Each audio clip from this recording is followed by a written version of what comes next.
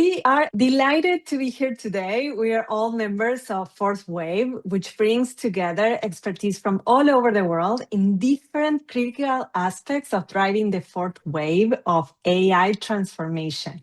And I'm joined today by Timothy, co-founder and CTO of Fourth Wave, Matt, who brings deep expertise in agentic engineering, Celio, who has deep expertise in AI governance, Kieran, our security and compliance expert, and myself, Andrea Rotolo, your session lead. I am an expert in AI operationalization and governance, and I'm delighted to have this important discussion today.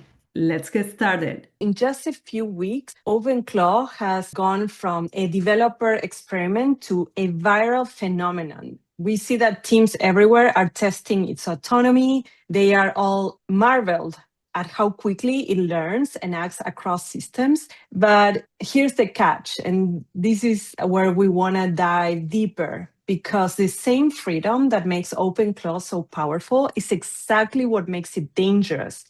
And without the right boundaries, an agent can do everything. So basically, if it can do everything, can also do anything, including things that you didn't intend.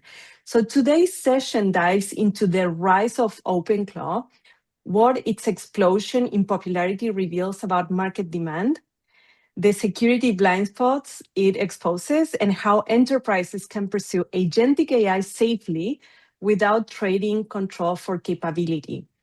And so with that, I want to ask you, Timothy, this question. As I mentioned before, OpenClaw triggered a significant market reaction.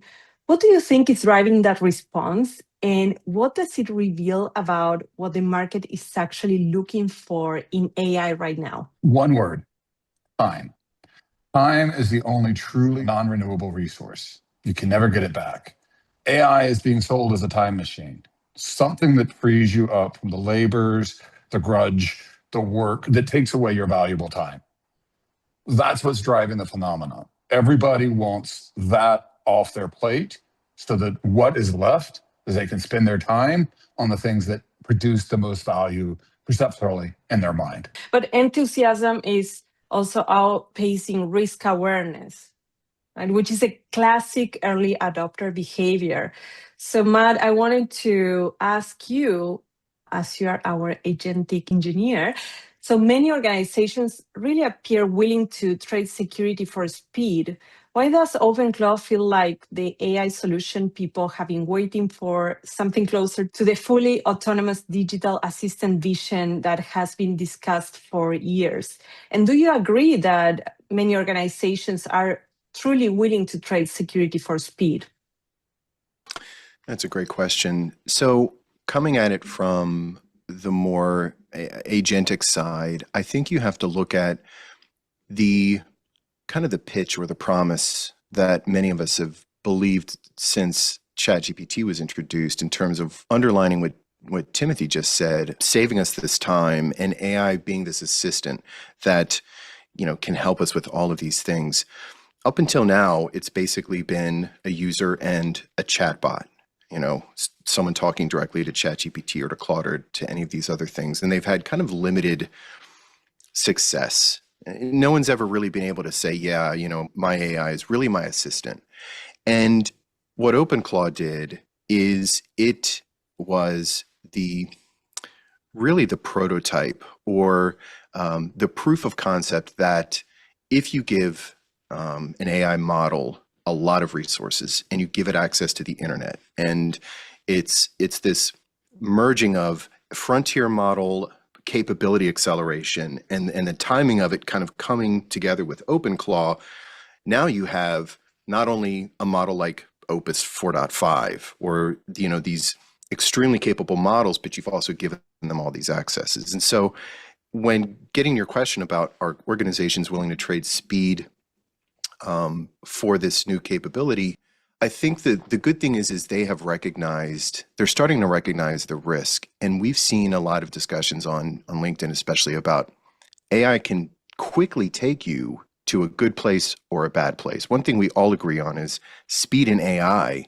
There's no question about that. And, but it can generate, slop. It can generate good things. And the key with those things is containment, right? So if you want speed that shows up in a way that is what your organization is looking for, you need that containment. You need that red team validation. You need that deterministic access, that auditable execution. And what we've seen with OpenClaw has kind of proven the capabilities. It's proven what can be done and what is possible. And so now I think organizations, they've seen, okay, this is real. This is the next echelon of what AI can achieve. How do we contain it to make full advantage of all those speed benefits?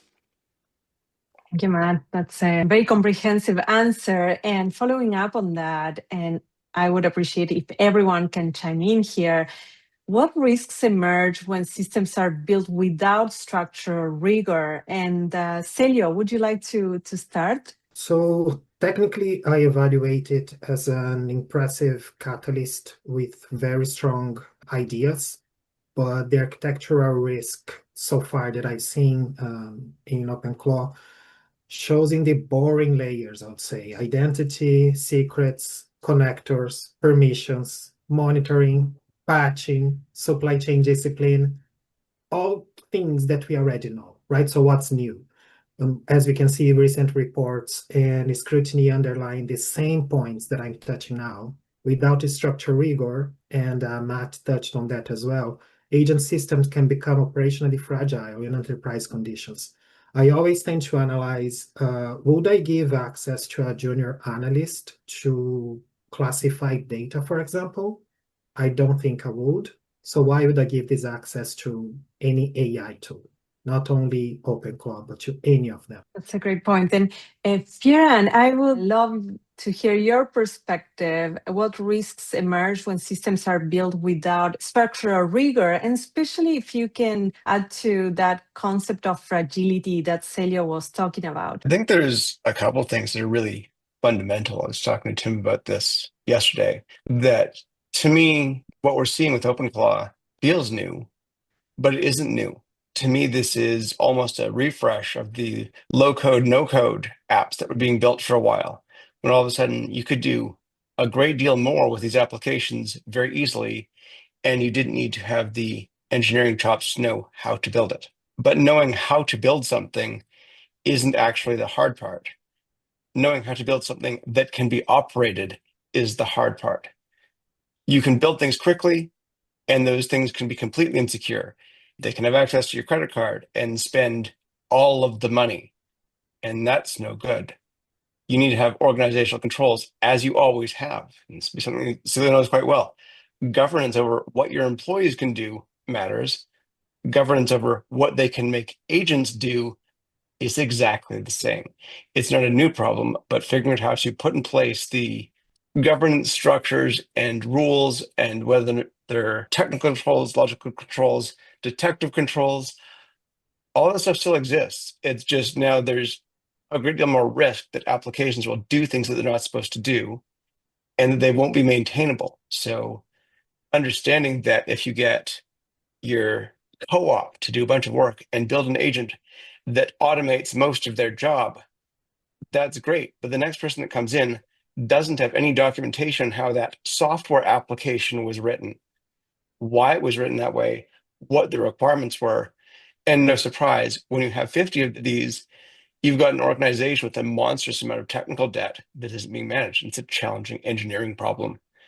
So the rules still exist. They've always needed to be there, but where do they fit? And I think, as I was discussing with Tim yesterday, the answer is it's not in the LLM, because the tool you're building isn't a large language model. The tool you're building is something that uses a large language model to do some of the work. That's exactly right. And it seems like, Tim, you've been talking with Fioran about this yesterday. Would you like to add to that? Well, I mean, simple truth. Poorly designed AI systems are the largest new attack surface of the modern software era. They are the new injection attack. They are the new DDoS. And that is where we're going to see a lot of mistakes being made. And that's what's going to cost AI, honestly, a lot of credibility on the marketplace is from badly engineered AI solutions that are empowered, are capable, and have the lack of controls permitting them to run amok. That's exactly right. And if you treat each agent as an employee and it's not delivering on their milestones and basically their job, then you're absolutely right. At the end of the day, you're going to fire that virtual employee. Matt, is there anything you would like to add? Yeah, actually, talking about the risk surface that Tim and Fiona were discussing, I think one thing that is going to impact that is, and it's really the thing that's impacted the difficulties around this entire topic, and that is AI is the first technology that is non-deterministic, right? So even when, because you hear the comparisons to crypto all the time and all these other things, well, this has happened before. Well, all of those things, if you drill in enough, you can get to exactly how it works. If you drill in enough, you can figure out and map out how it works. AI from the beginning has been this magical black box that people that want to use it effectively, they have to figure out how to do the right dance in front of it, the right, how do I conjure this result that I want to get out of it? And LLMs, by their non-deterministic nature, are always going to be like that. And so when you drill in, you kind of end up at a question mark. That is going to make figuring out how to balance the benefits of what it can do with the security and what that means, because all of that is built on this kind of mushy idea of the technical reality of AI. So I guess my contribution to this topic is more just like the awareness that the differentiator with AI, the thing that makes it unlike anything else and the thing that makes it incomparable to anything else, is its non-deterministic nature. We are trying to wrangle this thing that is impossible to ultimately define if you get down to the lowest kind of level to it. So that makes the security discussions even harder, because it's something that we just haven't seen before. Okay, so to that point on how much governance and security can we bring to this system, what is realistic to expect, let's focus on building it correctly. So if you were tasked with rebuilding an OpenClaw class system from the ground up, what foundational architectural decisions would you prioritize? And what do you believe we cannot govern at this point? And Timothy, that's a very simple question, and I'm just kidding here. It's a very challenging question, and so I'd love if you can tackle it. Containment becomes the most important part of isolating AI and managing it effectively. Autonomy without containment is neglect. And that needs to be the approach to AI. You need to put it into a bottle. And what do I mean by that? The AI execution itself is sandboxed. The provider is well known, and rigorous agreements and governance mechanisms have been put in place with that relationship. Or it's an internal system that's also sandboxed. Execution is done in isolation, hard access limits for any external interactions. Identity and delegation controls must be in place. The truth is, AI doesn't need much more than the rigors that we've already needed to be putting into place for software for every year that software has been around. But here's the difference. We could cheat more before. We could allow more technical debt. We could have a few less layers of defense and depth before. Now with AI, that's getting stripped away really fast. And all of those areas that, well, I did this, and this, but I didn't do this because it was too expensive, becomes critical and becomes a problem. It exposes those points even more than they were previously exposed. But I'd love to hear Celio's view on that. Yes, I was going to ask Celia as well. Okay, but great answer, Tim. I don't know if I can top that, but if I would build OpenClaw class system today, probably I would start by the assurance envelope with a clear separation of control plane versus execution plane. As we talked before about the accesses as well, least privilege by default, and then open up as you see scaling and prove that it's risk-free, I would say, or zero risk at least. Signed and approved skills by a committee, not only a human on the loop, but I think an executive steering committee vetting the decisions. That would be good practice. And also hard boundaries on data access, audit first telemetry. And then on top of that, I would add the capability inside those constraints. When we see today, I see at least people talking about open source versus enterprise, I don't believe this is a moral question anymore. I see this as a governance design question, because if we are not able to answer simple questions like who carries the risk, who can audit the system, who will respond when it fails, if you are not capable of answering those questions, I think that's the beginning of your diagnostic that something is wrong. That's a definite TDD red flag. Yeah, I agree. So I'm actually conflicted here. And the reason I'm conflicted is because the way to make this secure is to make sure that it has limited capability. The functions it can run are only the ones that you know. But my first interactions with these LLMs showed me the most powerful thing about them is that they can do whatever I want. Whatever I want is great, but how do we balance the great benefit of that flexibility and that really open space to design and play and determine how to accomplish the thing we want to get automated done? How do we balance that against making sure that they can't do things that are going to be sufficiently harmful that we don't want them to happen? And how do we define what sufficient is? And I can tell you, having done years and years of compliance and gap analysis and program development now, that everyone lies about what the risk tolerance is. That's one of the reasons we're seeing this madness with OpenClaw, is because they say, well, we really need to get it done. We need to get it done fast. So we're going to do it. But one, they're lying about the risk tolerance. And two, they're blind to their actual risk. And the combination of those two things is going to be a challenge. And we will see people suffer some major losses because of it. I don't know when and where, but I know it's going to happen. Great points, Matt. Yeah, no, that is a great point. And it dovetails into a thought that I was having as well, which is that there is a huge defensive part of this. And this gets back to the idea of regulation and containment. You know, we saw the recent story about how an agent submitted a pull request. So for the non-developers, an agent wrote something code and it wanted to merge it, and it created a pull request to do that, and it got shut down. And where I'm going with this is that we hear these stories all the time about how now these open source projects are being just covered with hundreds or thousands of pull requests from these agents that are going out and trying to fix things. And the main part of this governance and containment is, I think, at the infra level of an organization that's trying to do this. But there is a defensive posture that they have to also assume.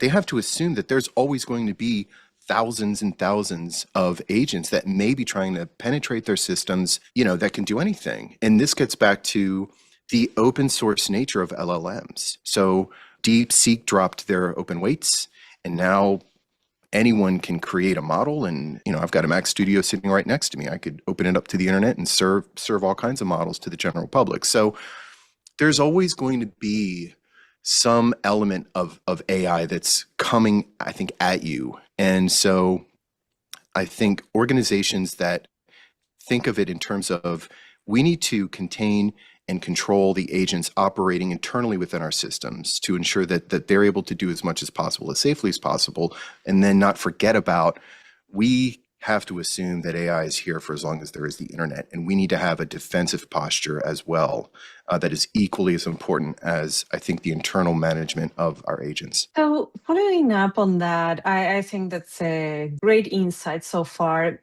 But what do you all think is the role of training and empowering your people so that the entire organization is able to identify risks? Because right now, what I have noticed is that this level of understanding, only very few people in the organization, especially the IT teams, are the only ones that seem to understand how this technology is working, and they are making the decisions. Why is this not being opened up to the collective intelligence of the corporations? Sergio. Yeah, thank you. I was shivering to answer this question because for me, I think all those innovations, AI, OpenClaw, whatever people decide to call those things, are just improvements of something that already existed, or most of the time they're just changing the name. So how to build this capacity internally? We do not even have data literacy in companies. And if anyone says that your company at least has 60% of data literacy in your teams, in the organization, that's a lot. I'm sure that's going to be a lot. So how can we empower our employees without making them become data scientists, but giving them enough to know and to learn as well the boundaries, the limitations, the risks? This will come with capability building. This will come with them trying things. But what are the limits, right? How far they can go on those trials and errors, how much they're going to have control over what has been tested and whatnot. So I think I would start checking the data literacy, go back to the basics, and then build from there. It just kind of goes back to what I do for, I know 10% of my time, which is make sure that everyone in an organization has done their phishing training, knowing full well that the problem with phishing is not that someone's going to click that link and that they shouldn't. It's that you can't stop them from clicking the link, because the way this works is someone says something to make them curious or afraid or stressed and make them act without thinking, because that's what human brains do. When they're forced into you've got to do something now, there's no deep thinking about whether this is a good idea. There's a react. And that's going to be the same thing with these AI systems. If I have to do it, or else I'm going to act before thinking. And so we can't really train people out of this. What you need to do is say, like you do much in security now, this is going to go wrong eventually. The idea that probability is anything but a lie is nonsense. On a long enough timeline, everyone's survival rate is 0. This will happen. What I really need to do is make sure that when it happens, then damage isn't too bad and that I can recover.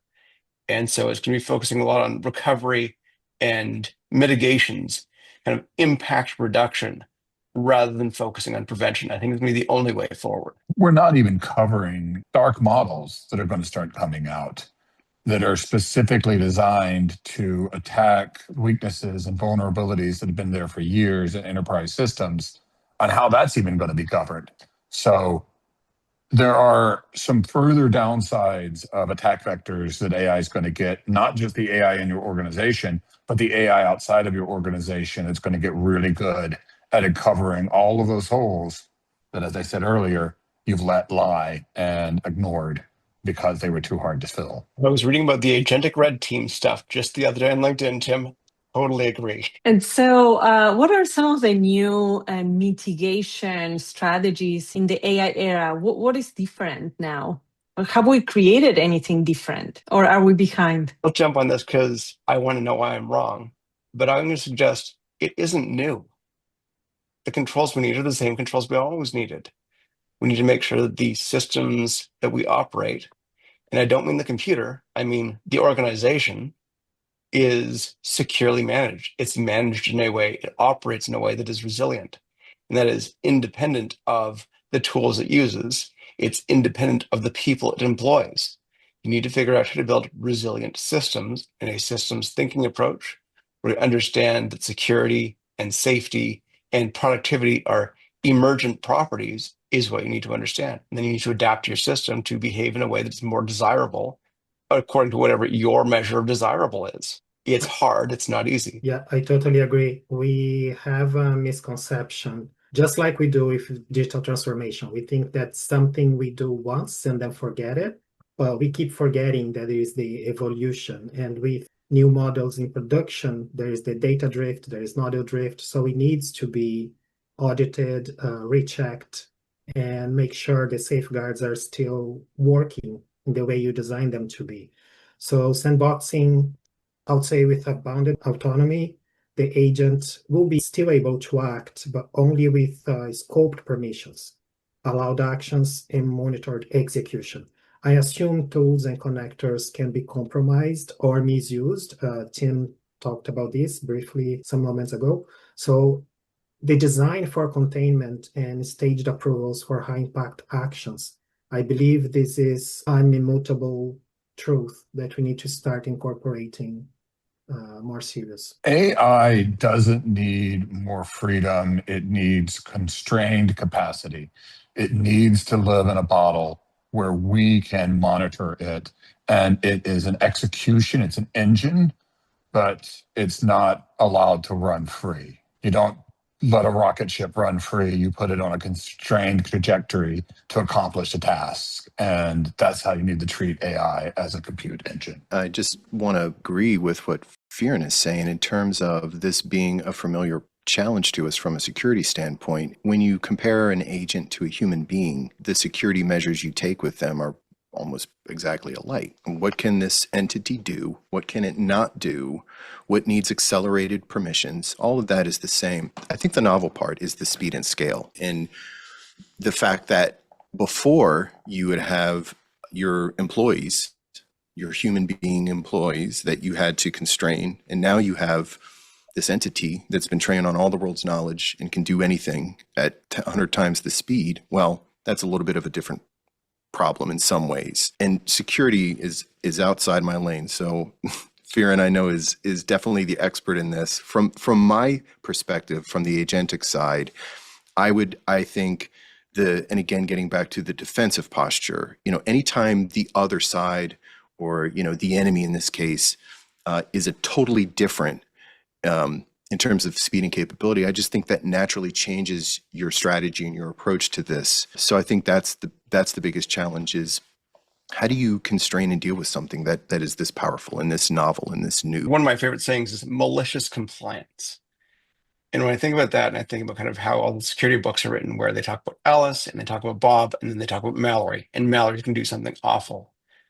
The awful stuff can happen, and it is within the scope of the things that your agent can do. And so you need to understand, what does compliance with policy look like? What does malicious compliance with policy look like? And to what degree do you need to further constrain the possibilities of what this new workforce can do? If you've written 1,000 agents, you've now got number of employees plus number of agents, personnel doing stuff. What are you going to put in place to make sure that they stay within the bounds of what you believe to be acceptable, risk tolerable behavior within the operation of your organization? That's exactly right. And you all mentioned the sandbox challenge, and I'm wondering, practically speaking, how do you approach this sandbox challenge? So basically giving AI agents meaningful autonomy while maintaining this containment and protecting enterprise data. So having it inside of that bottle. One thing I wanted to mention in this aspect, because it's related to the recent news of the OpenClaw creator, and his name escapes me at the moment, but OpenAI went and grabbed him, and now they're digesting the whole idea of OpenClaw. And my read on this is that I think what we're going to end up is some standards being set. So in the agentic world, if you've used an agent, you know that an agent can have a skill, right? And so Anthropic defined what a skill means. Well, now that idea of a skill has been standardized, openly standardized by all of the other providers. And so now we have this structure that represents a concept of a skill. I would not be surprised if Peter Steinberger, if Peter and OpenAI coming together, I think this could result in at least the beginning of some standards that can help map how each of us are building our own infrastructure that represents the bottle in this containment. And so from a macro standpoint, I think that's going to help a lot, because Everyone wants secure agents. Everyone wants safe agents. Everyone wants this capability that we have without the world blowing up. And so I think everyone's really going to be focused on making these safe as possible. And then I think it's going to come down to what each organization or what each collective, their design decisions technically around how they solve those problems and using those standards kind of as a map. Sandboxing itself is a solved problem from the standpoint of how we do it technically. We need to start applying it, and we haven't. And we are really, as an industry right now in AI, too many organizations are trying to move fast and not build the underlying infrastructure they need to truly execute it safely. But the solutions are out there, and there's Cloud Foundation standards and Cloud Foundation open source that manages how to do this, how to sandbox, how to isolate, how to contain. From a technical standpoint, that can be done. It's how we manage things organizationally. And I think we have some other problems beyond sandboxing that we need to consider when we start talking about, even with the controls, how do we get the controls to work safely? And that's somewhat speed boxing. We have to recognize that these things can produce more output than we can possibly read. In a day, this can outproduce what I can read in a week if it's run unmonitored. How do I human in the loop that without other processes in place and other rigors in place on the expectations of how it produces its output, a clearly defined system of rules into which its output's going to be fed and made digestible to the human? The modern AI isn't going to be a chat box. It's going to be a way to figure out how to get AI output digestible quickly to humans so that we can get alignment with what it's going to do, so we can choose to properly approve or deny the actions it's about to take. Thank you so much, Tim. Firan, do you want to add anything to this? I haven't thought deeply enough about it, but what this makes me think about is how kind of operational technology solutions work, and taking a look at tech implementations like message queues. And if there's sufficient volume of output or of sensor data coming in, you need to make sure that you can process it in time. That's what real-time systems are about. It's almost like there's a piece of this where organizational change and software development will achieve a rate of speed that is not, why didn't you get to my PR this week, my pull request this week, and make sure that I can submit my code and get it integrated? It's, can I actually have my next agent vet the quality of what I have generated in time and do it fast enough that I've got 5 people working in my organization now. This agent needs to be so fast that it can consume all of that and approve all of that in time. And it needs to be written with sufficient clarity and understanding of impact and understanding of risk that it can be done in time and enough. In that system itself, that judgment system is going to need to be incredibly sound. I don't know the judgment system with AI. We probably can, but we're going to make sure it's right, and that's hard. We can get close, and I'm going to throw out something. We use internally a AI development framework called ELVES, and now ELVES Lore. And inside of that, and it manages our Claude Code instances and runs as a skill. And inside of that, I found the best results come from after I do an ELVES run, I do 3 more runs, not of the same requests, but runs that very carefully and targetedly, based off of years of software development expertise and things and the right questions to ask for. In fact, the right questions I would ask a junior dev before AI when they were writing the code is, have you accounted for this? Have you accounted for that? Have you accounted for that? And how have you accounted for it? And how well does it account for that? And I do 3 more runs of cleanup. And at the end of that, I get a pretty good result. It reminds me of an anecdote, of a story. I think it was one of the Roosevelts, or maybe it was Churchill, who someone had brought them a report and they turned back and said the next day, is this the best you can do? And then The guy goes away and comes back the next day and he says, is this the best you can do? And the guy goes away and comes back the next day with another version and says, is this the best you can do? And the person finally fed up says, yes, damn it, that's the very best I could do. And then he says, great, I'll read it now. Now it's ready for me to read. And that's what we're going to have to do with the AI in order to get that quality bar close enough to the point where we're not consuming times on a mistake. And I think that's where the issue is going to be when I talk about the volume of data it can produce that I can't consume. Well, if majority of that is good, but there's a small amount that's not, it's a needle in a haystack problem. But if I run it through multiple iterations and then it digests down for me, here's the things for me to go check. Now I get a better understanding of how to evaluate it efficiently. I think this is going to be great on the technology side. Knowing how to write good software is reasonably well understood.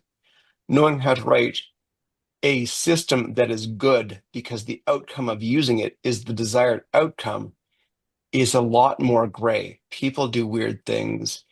The context in which the system is operating changes, and figuring out how to kind of maintain awareness of what you want the emergent behavior of the people and the software and how they use together and what the outcome is for your organization. I think that's going to be really interesting and will be maybe a harder review cycle to go through, a harder review cycle to automate. Because you need to think about, what do you want? And what do you want is a harder question. Matt. I think the work we're doing with AI augmented software engineering is helping us think through the same type of challenges that we're going to have at the security layer, at that gray layer that Fearon correctly said. This is a lot fuzzier. This is more new territory. The key with AI, the key to getting the best results, is really embracing the idea of iteration. Iteration, iteration, iteration. And surgical context, deterministic checks, using the right model for the right purpose, right? So one thing we know AI is great at is taking a whole lot of information and summarizing it, or taking a whole lot of information and getting to the important parts that we care about. That's thankfully one of the great things that it's at. And so I think what we're going to end up doing is we're going to take the lessons and the techniques that we have learned over the last couple of years, for those that have just really been studying, how can I get good results, like truly production ready results out of AI, no matter, not just engineering, but anything generated. A lot of those concepts are going to translate into how we solve the problems in the grayer area. How do we evaluate all these logs to determine if there's an unsafe or potentially unsafe action about to pass? Well, that's not that different than how I have my agent look at a wall of AWS logs to go, well, where's the bug? What's the problem here? So I think the software engineering side of this, I think, is going to be a great foundation that we're going to take those learnings, and I think we're going to be able to translate a lot of them to the security side. Thank you all so much. And shifting gears now to the human. We talked about judgment, and you mentioned human in the loop. I would like to bring the topic of, well, the human can be in the loop, on the loop, in command. In some cases, the AI agent may call the human for support when it gets stuck in a particular task it's trying to achieve. And my question is, how do we define what's the specific role that human is going to play? And how do we ensure that people are being trained and prepared to have the right judgment when they are presented with Timothy, you brought up the digestible information, and that's going to empower Or indigestible information. Oh, the indigestible. Thank you. I thought AI was helping there, not helping. But yes, I hear you. Yeah, I mean, it can outpace us, was the point I was making, but it can also summarize. Right. Thank you for that. So, Celio, would you like to tackle that challenge and opportunity? So an enterprise-grade agent needs embedded governance. We already talked about this, but how can we make sure the human in the loop auditing the system or monitoring this agent is doing the right thing as well? Because with our own decisions also come bias, right? And then risk tiering, I think, could be one of the mechanisms that we can rely on. role-based access control, the same access we give to machines, also making sure we do not have only one human in the loop, only to tick a box. Like it's not only one person, right? I believe from having any steering committee or multiple people checking the same thing and rechecking, and then we go back to what Matt said about iterations. Also, when human is interfering in the process, we must have, with clear approval gates, auditability, traceability, enforceable policies as a toolkit or a blueprint, if you will.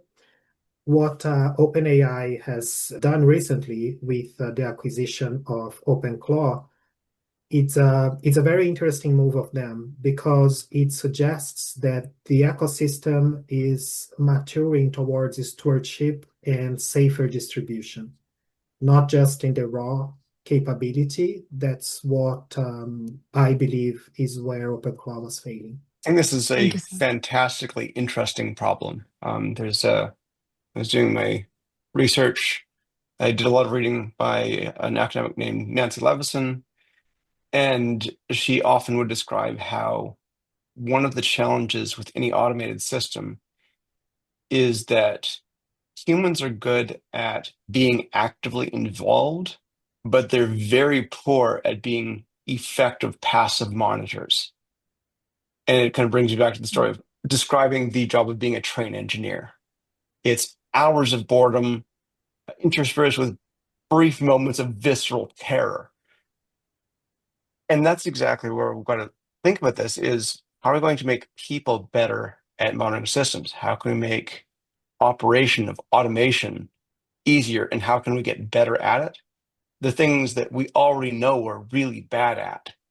And so figuring out how to kind of highlight the fact that we're deviating from our intended path and the systems are going to do something undesirable, and we can kind of foresee how it's starting to go down that train and knowing that we need to respond. We do that fine when we're walking around at walking pace or running. When we're driving a car, it's harder, and at the speed of AI, I would suggest it is near impossible. So how are we going to solve that problem?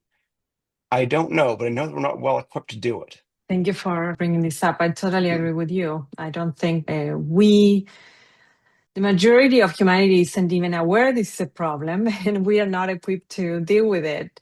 So on that, and closing here for today, for just this podcast, but I'm looking forward to the next one, I would like to ask you all if you can provide a final thought. If you had to say one thing on how to get this right going forward, what would you like to highlight? Of all the things that we should do, where would you focus on first? OpenClaw validated the demand. It did not demonstrate the discipline.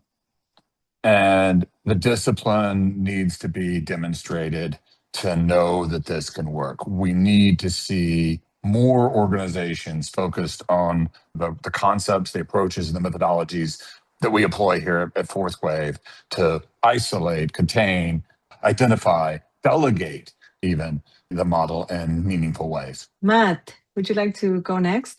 Sure. Yeah, totally agree with Timothy. You know, I kind of come at it more from the woo-woo holistic perspective of curiosity and adaptability, I think is how we do it right. There are many technical experts that are going to have amazing ideas on how we can achieve this. But if you really look at it from a more macro scale, from a societal scale, from a human scale, I think the important thing is always keeping that curiosity and interest in what's coming down the pike, what's likely coming down the pike, what are our options to be able to address that. And it feels big. It feels so big. Even for those of us that spent all of our time in it, it feels almost incomprehensibly big. And that's how it's going to feel for all of us. But I think those two concepts, plus sharing our knowledge, sharing our learnings, no matter where we are on the spectrum, no matter if we've been doing this since the beginning or if we just heard of AI, share what you're learning with your coworkers, with your boss, with your clients, with everyone. The more we can spread this knowledge around, the more we can spread our learnings around, that's going to be a grassroots effort. That's going to increase the knowledge level of everybody. And I think that's an important step to helping us be prepared. I totally agree, Matt. The power of the collective to help us in containing and building this right. And Celio, would you like to go next? Yeah, and I love that you use the phrase the power of the collective, because that's exactly the point I was going to suggest. In my opinion, I think we need more validation of the category, like bringing all forces together. And it made me very happy, actually, to see that Steinberg will be joining OpenAI. I think with this new episode, the story will become the winning differentiator that's not only clever prompts anymore. It's about secure infrastructure, governance, and distribution, and enterprise scale. If I could leave you guys with one principle, I would say if you can't audit it, you can defend it. So do not deploy it. Thank you, Celio. And Kieran. I think you need to think carefully about what it is that you're doing. You build these systems so that you can do something. Focus on the doing. Focus on the outcome. What I'm saying is that you need to reconsider what the system boundaries are. The security of these agentic systems isn't whether or not you can break in and do penetration testing, it's whether they have the desired outcomes for your organization. Everyone that deals with them, from the users down to your engineers, down to your infrastructure people and your SREs, the outcome of the behavior of all of those people is what you need to be paying attention to. And then you need to adjust whatever levers you need to within the entirety of that whole system to make sure that you get the desired outcomes. Maybe that's making some technical changes. I think more likely it's about figuring out how to understand what constraints you meant to put in place, but you didn't put in place. And it's kind of a common child's game. You ask them to tell you what the answer is to a question, and they come up with something that's totally reasonable if you don't understand how the world works. But if you understand that there are things in the world that work a certain way and that can't work, that's not okay. There was an example I heard the other day. Someone asked ChatGPT to tell them what they should do, given that they need to decrease their company's carbon footprint by 95% by tomorrow. And ChatGPT says, stop operating everything, turn off all the lights, shut down the servers, and go home. Okay. I failed to mention that I still need to pay people and I still need to have a company. That was not the question I was asking, but because it wasn't written down as a constraint on the problem, you got an answer that makes sense without the constraint. You need to understand the constraints, and being able to specify them and state them, write those things down. It's hard because it requires a pretty deep and broad understanding of your domain. Thank you all for those wonderful insights. And I learned a lot. I think we all have learned through this discussion. But what I would like to highlight is that based on everything that was presented in this new era of AI, we need a new era of judgment to be able to make the right decisions at the right time and to ensure that we do things right. So thank you so much for this discussion.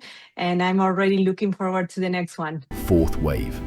We help leaders harness the intelligence era with clarity, confidence, and a unified vision for what's next. We bring structure to the uncertainty, proven frameworks, human insight, and business transformation strategies that align people, processes, and technology. The fourth wave is here. Will you ride it? Fourth Wave, enabling the next era of work.